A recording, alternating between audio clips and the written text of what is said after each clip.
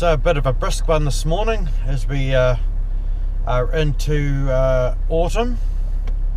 I am not on my machine today. I will be on another machine like in one of the earlier videos. My machine has gone off to get the turbo looked at. I'm fairly sure the turbo is noonered or on its way to noonering.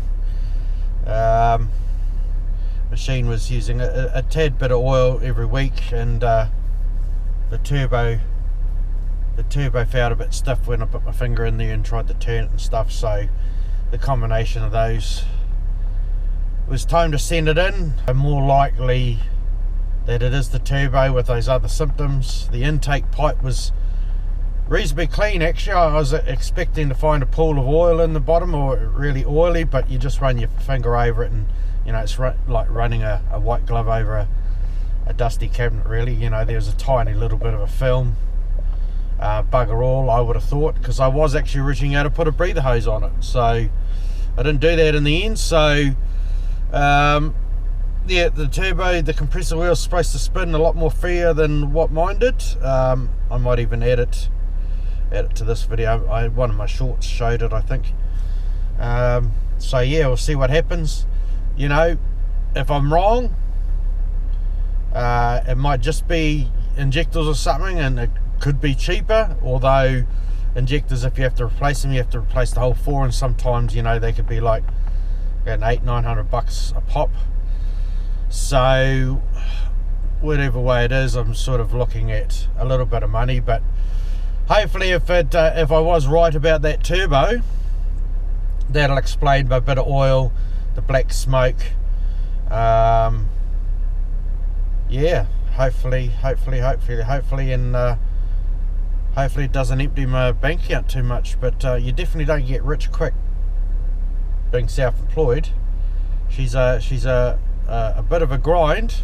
It's a long-term game, but it is what it is. Older machine, I suppose, cheaper machine. Could have got a new machine and most likely not had any issues, but still possibly had issues, but paying another $300 a week in payments. So it's a bit of a trade-off, I suppose. So I did get it for a good deal, but a good price. But maybe it's catching up. Maybe it's catching up, making up for it now. So we'll head off to the job in Patamahoe on another machine, and I'll see you there. And so I'm in the spare machine again. Oh, not spare, actually somebody else's machine. Well, mine's at TK. So I made a discovery today, and I'm kicking myself a little bit. I should have known better, but I brought the air filter, spare air filter from my machine to put in this one so you can clean it out. And what I discovered, and I'm kicking myself, I should have known better, is that they do actually have an inner screen / filter. And I always thought it was a bit strange. I didn't think much of it. When I bought my new filter, no one ever says, oh, you want the inner. So I thought, oh, maybe they don't for some reason. Maybe it's the design. It wasn't until I looked at this. I never noticed anything in the service manuals, although I didn't look that close. And yes, I'm a little bit pissed off about that. So I hope it's someone's just done a service and pulled it out and not realised it, or someone's been cheap. Or if I was thinking bad thoughts, I would think, since it was going through a little bit of oil, that someone thought if they take the inner one off, it'll breathe better, and then it won't suck so much oil through the turbo, or wherever they thought it was coming from. I'm hoping it's actually someone didn't realise and left it off. Might have put it down, put it down somewhere. You don't tend to clean them, from what I read, you just replace them. through on the Cabalco that I drove, it wasn't so much a filter. It actually looked more like a thin screen. So just in case, you know, your filter fails or something like that, through on my Bobcat, and that doesn't have a turbo, that's actually got quite a filtery looking one, fluffy one. So I'm a bit disappointed I never clicked on that. So fortunately I was getting the turbo done. Well, what I think is the turbo. It'd be nice if it wasn't, but then I still got that oil usage problem.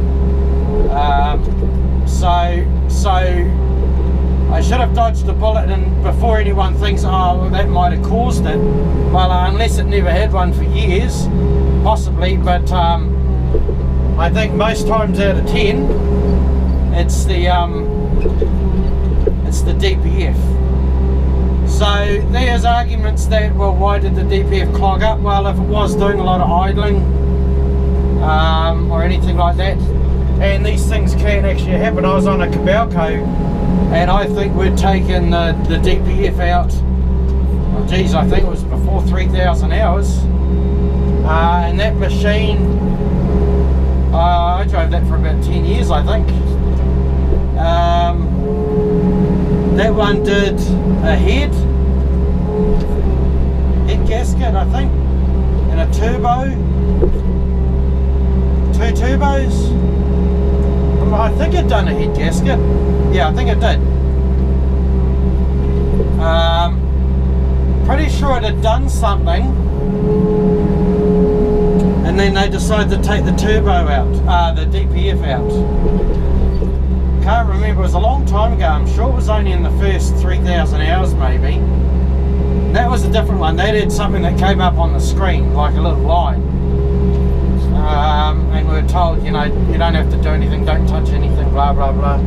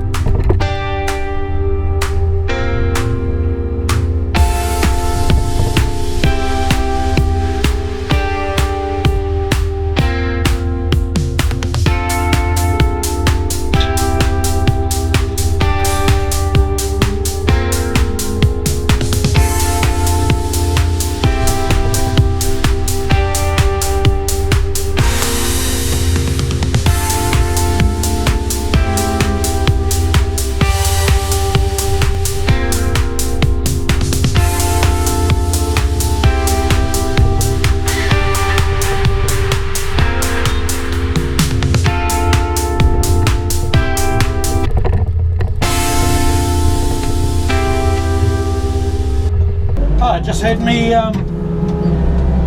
some nice lunch. I actually did make some. I've left it in my bag, so I got my daughter with me, so went to the bakery and got her a lolly biscuit, and I got a chicken salad bun, and to even that up I had hot chips. So yeah, I just felt it was a good excuse. You only live once. Too many packets of, or too many pallets of hot chips means you might, you only live once, might be shorter. So.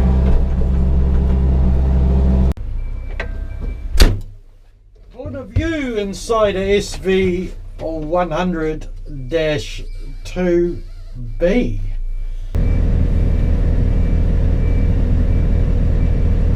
Sound Clay.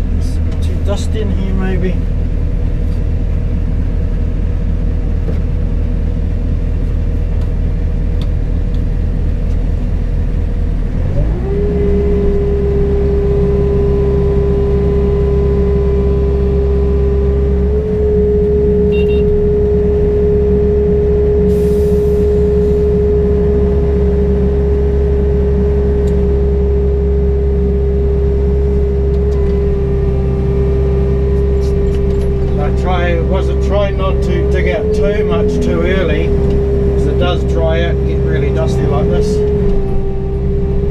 stuff, but you can't leave it all to the end. It's too slow to bloody load the trucks out.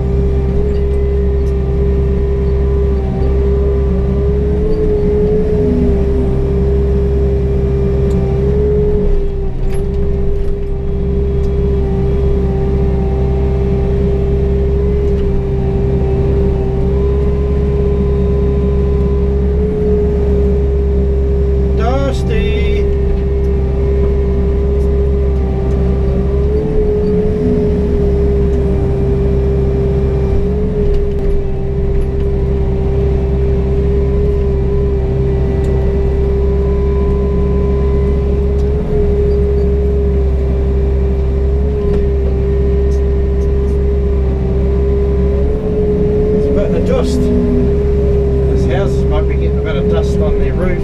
Good thing they don't have water tanks, eh? Not really the attitude, but I can't do a lot about it. Dusty. Good for the air cleaner, eh?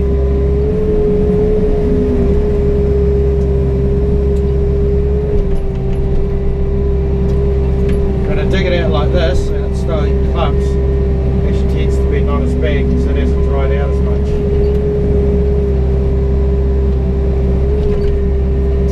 It's not quite as bad, see? Oh, falls out of the bucket like that it is. Pretty big site this one. Get rid of a bit of dirt.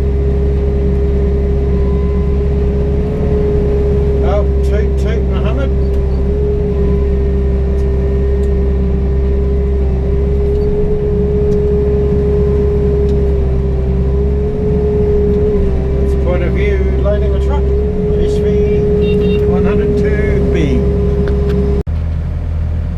I would say good morning, but I actually forgot to start the video a bit earlier actually.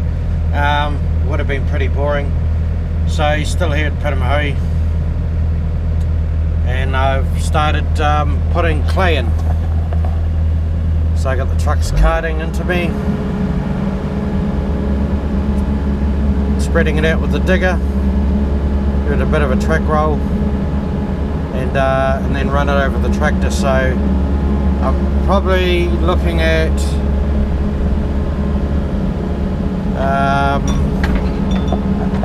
probably another 150 mils, so with 2 or 3 trucks running, that'll be pretty quick to fill up anyway. So carry on and probably take this video up at the end of the drive.